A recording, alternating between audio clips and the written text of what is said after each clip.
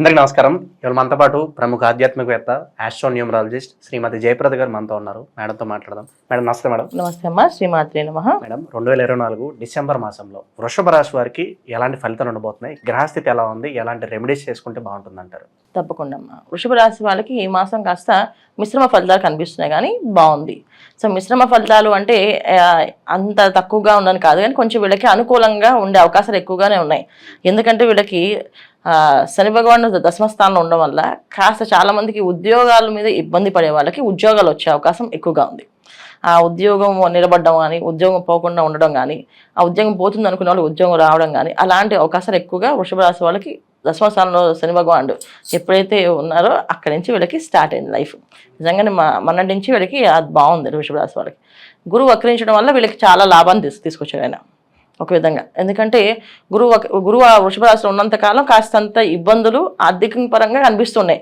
అన్నీ బాగున్నా డబ్బులు రావట్లేదు ఏంటి అనే మన మనసుతో వ్యాపారం నడుస్తుంది, కానీ ఆ డబ్బులు ఆ వ్యాపారం అలా సరిపోతుంది అనమాట, వాళ్ళకి మిగలట్లేదు. అలాంటి విషయాల్లో ఈ మాసం కాస్త వీళ్ళకి కాస్త కనిపిస్తుంది. వ్యాపారం కానీ తర్వాత ఉద్యోగంలో కానీ కాస్త అనుకూలంగా ఉంది. అయితే మిశ్రమ ఫలితాలు ఎందుకు అన్నామంటే, కొత్తగా ప్రారంభం చేద్దాం అనుకున్న వ్యాపార సంస్థలు కానీ, తర్వాత కొత్త ప్రయత్నాలు చేసే ఉద్యోగాలు కానీ అవి చేయకుండా ఉన్న ఉద్యోగాన్ని కంటిన్యూ చేసుకోవాలి. ఎందుకంటే ఉన్న ఉద్యోగాల్లో నుంచి మంచి ఫలితాలు వచ్చే అవకాశం ఉంది, కానీ కొత్తగా ప్రారంభం చేస్తే కొంచెం కష్టపడతారు. ఎందుకంటే దశమ స్థానంలో శని భగవానుడు అంటే కొంచెం కష్టపడి రిజల్ట్ ఇస్తాడు. ఆ కష్టపడి రిజల్ట్ అంటే కాస్త ఆలస్యం, అడ్డంకులు పడుతూనే ఉంటాయి. వీళ్ళకి మెయిన్ అంతకన్నా ముందు ఏంటంటే తృతీయ స్థానంలో కుజుడు. దానివల్ల కాస్త యోగ్యంగా అనిపించినప్పటికీ కూడా కాస్త అంత ఇబ్బందిగా మాత్రం పెడతారు. ఎప్పుడైనా సరే ఏవైనా గ్రహాలు ఎప్పుడైనా పాపస్థానాలు ఉన్నప్పుడు అవి కాస్త ఫలితాలు ఇస్తూ మన ఇబ్బంది పెడుతూ ఇస్తుంటాయి. అందువల్ల మిశ్రమ ఫలితాలు అన్నాం. సో కష్టపడి సుఖపడతారు తప్ప, అంటే బాగా కష్టపడి ఇంకా అలసిపోయి మన వల్ల కాదు అన్నప్పుడు ఇస్తుంటారు రిజల్ట్. అది రిజల్ట్ కింద తీసుకోవాలా, లేకపోతే మన కష్టానికి ఫలితం వచ్చింది ఏదో కొంచెం వచ్చిందిలే అనుకోవడమా అనేది ఉంటుందన్నమాట. 100% ఫలితం అనేది కనిపించదు వీళ్ళకి. సో విద్యార్థులకి బాగుంది ఈ మాసంలో. విద్యార్థులు కష్టపడి చదివితే సివిల్స్లో వాటిల్లో ప్రిపేర్ అయిన వాళ్ళకి మంచిగా అనుకూలమైన విద్య రావడం కానీ, వీళ్ళు చదవాలనే పట్టుదల కానీ ఇవన్నీ పెరిగే అవకాశం ఎక్కువగా ఉంది. సో దానివల్ల ఏంటంటే విద్యార్థులకి చాలా అనుకూలంగా ఉంది. వివాహాలు చేసుకుందాం అనుకునే వాళ్ళకి కాస్త బాగుంది. సో వివాహాల విషయాల్లో కానీ, ప్రారంభం చేసిన వివాహం చేసుకుందాం అనుకున్నా బాగుంది. ఇంకెవరికి బాగుంది అంటే వీళ్ళకి మెయిన్ ఇంకా విదేశాల్లో ఎవరైతే ఉన్నారో, విదేశాల్లో ఉద్యోగాలకు ప్రయత్నం చేస్తున్నారో వాళ్ళకి కాస్తంత అనుకూలంగా ఉంది. కానీ ఏంటంటే అనుకూలంగా ఉంది అంటే వీళ్ళకి అనుకున్నంత జాబ్ రాదు, ఏదో ఒక జాబ్ అనేది వస్తుంది వీళ్ళకి, అంతేగాని వాళ్ళు అనుకుంది వాళ్ళ టార్గెట్ రీచ్ అయినట్టుగా అలా ఉండదు అనమాట. సో అలాంటి విషయాలు కాస్తంత మిశ్రమ ఫలితాలు చెప్తున్నాం. ఎప్పుడైతే రవి భగవానుడు ఎప్పుడైతే వీళ్ళకి మారుతారో, ధనుసులోకి మారుతారో, అప్పుడు కాస్త డిసెంబర్ 16 నుంచి కాస్త అనుకూలంగా ఉంది. డిసెంబర్ 16 వరకు కాస్త ఇబ్బందులు ఉన్నాయి, 16 తర్వాత వీళ్ళకి అనుకూలంగా ఉంది. సో తర్వాత వివాహ విషయంలో, తర్వాత భార్యాభర్తల మధ్య సమస్యలు కాస్తంత ఇబ్బంది పెట్టే అవకాశం ఈ మాసంలో ఉన్నాయి. ఉన్నప్పటికీ పట్టించుకోకుండా ఎవరో ఒకరు ముందుగా సారీ చెప్పుకుంటూ ముందుకు వెళ్ళిపోతుంటే సాగుతుంది, లేకపోతే కాస్తంత ఇంకొంచెం గొడవ పడుతుంది. ఎందుకంటే వీళ్ళకి బుధుడు రవి కలిసి 16 వరకు ఉన్నారు. దానివల్ల ఆర్గ్యుమెంట్స్ ఎక్కువగా మాట్లాడడం, ఒకరి మీద ఒకరు తెలియజేయాలి చూపించుకోవడం, ఇలాంటివి జరుగుతుంటాయి. అంటే అతి తెలివి అంటారు దాన్ని కొంచెం ఒక విధంగా చెప్పాలంటే.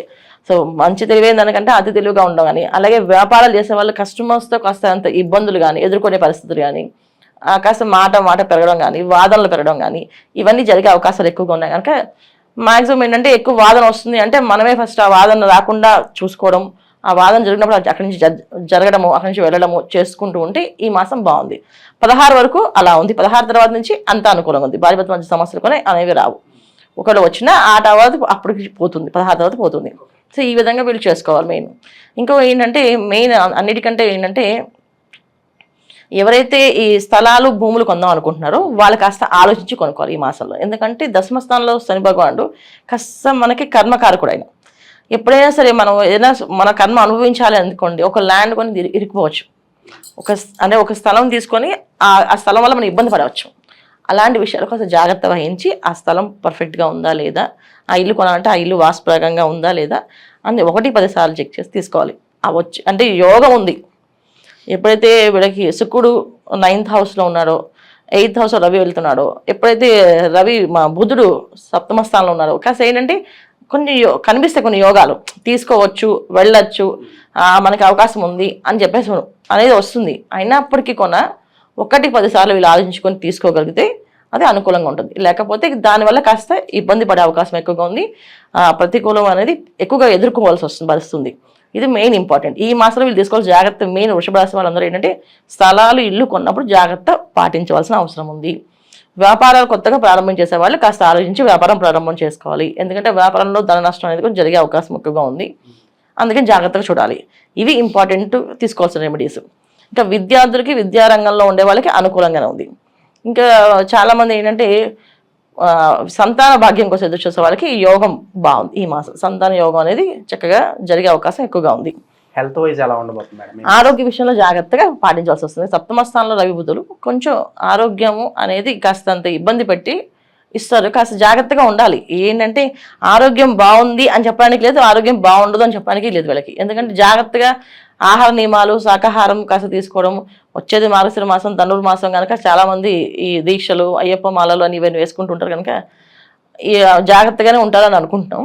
ఆహార విషయంలో కొంచెం జాగ్రత్త నియమాలు పాటించుకుని అనారోగ్య సమస్య అనేది కాస్తంత ఇబ్బంది పడుతుంది. ఏదో ఒక వ్యాధి పీడ అనేది వీళ్ళకి జాతకంలో కనిపిస్తుంది కనుక ఏదో ఒక పీడింపబడతారు అని ఉంది. అది పీడింపబడడం అనేది ఆరోగ్య సమస్య అవ్వచ్చు, ఆర్థిక పరంగా కావచ్చు, ఏదైనా పిల్లల వల్ల ఏదైనా ఇబ్బందులు రావచ్చు. అంటే సంతానం వల్ల కలిగే నష్టాల్లో వాళ్ళ వల్ల వచ్చే ప్రమాదాలు కానీ ఏదైనా జరిగి అది ఒక పీడింప, ఒక చిన్న పీడ అనేది ఈ వృషభ రాశి వాళ్ళకి ఈ మాసం ఉంది కనుక ఆ పీడింప నుంచి బయటపడాలి అంటే కాస్తంత రెమెడీ చేసుకుంటే అది కూడా ఇబ్బంది లేకుండా ఉంటుంది. అలాగే అనుకోని ప్రయాణాలు కావచ్చు, విహారయాత్రలు కావచ్చు, ఇవి ఏమన్నా కనిపిస్తున్నాయా ఈ మాసంలో వీరికి? విహారయాత్రలు వెళ్ళడం అనేది చాలా జాగ్రత్తగా ఉండడం. క్షేత్రాలకు వెళ్ళడం మంచిది విహారయాత్ర కంటే. ఎందుకంటే దశమస్థానంలో శని భగవాన్ కనుక వీళ్ళకి ఖచ్చితంగా ఏదైనా క్షేత్రం వెళ్తే ఆ క్షేత్రంలో దర్శనం చేసినందుకు, అక్కడ నిద్ర చేసినందుకు ఆ ఫలితాలు వీళ్ళకి పాజిటివ్గా పనిచేస్తాయి. విహారయాత్రలు అనేది కాస్తంత ఆగడం మంచిది, వెళ్లకుండా ఉండడమే మంచి ఉత్తమమైన ఫలితాలు. మేడం, ఈ మాసంలో వృషభ రాశి వారు ఎటువంటి పరిహారాలు చేసుకోవడం ద్వారా మంచి ఫలితాలు పొందడానికి అవకాశం ఉంటుందంటారు? తప్పకుండా. అంటే వృషభ రాశి వాళ్ళు ఈ మాసం అంతా ఏంటంటే గురువు వక్రించి ఉండడం వల్ల, కర్మస్థానంలో శని భగవాన్ ఉండడం వల్ల వీళ్ళకి ఏంటంటే దుర్గా ఆరాధన చేయడము, దుర్గా అమ్మవారి గుడికి వెళ్ళడము, శుక్రవారం అమ్మవారి ప్రదక్షిణాలు చేయడం అక్కడ. సో దుర్గా అమ్మవారి గుడి లేకపోతే ఇంట్లో అమ్మవారికి పులిహార చేసిన నైవేద్యం పెట్టడము, ఇవి చేసుకుంటే ఈ మాసం అంతా వీళ్ళకి అనుకూలంగానే ఉంది అన్న. అండ్ ఇన్ కేస్ దానాలు చేయాలనుకుంటే కనుక ఏ వస్తువులు దానం చేసుకుంటే బాగుంటుంది అంటారు? అది దానం అన్నప్పటికీ ఏమవుతుందంటే అక్కడ వాళ్ళ పరిస్థితి బట్టి ఉంటుంది. ఇప్పుడు వాళ్ళకుండే వివాహం అనుకోండి, అబ్బాయికి వివాహం అవ్వాలి, అప్పుడు ఏ దానం చేయాలో చెప్పొచ్చు. అలాగే ఇంట్లో కొత్తగా వ్యాపారం ప్రారంభం చేస్తాం, వ్యాపారానికి అనుకూలంగా ఉండడానికి ఏదైనా దానం చేస్తే అన్నదానం చేస్తే మంచిదని చెప్తుంటాం. అలా దానం ఇచ్చేప్పుడు పర్సనల్ జాతకాలే చూసుకోవాలి. అంతే.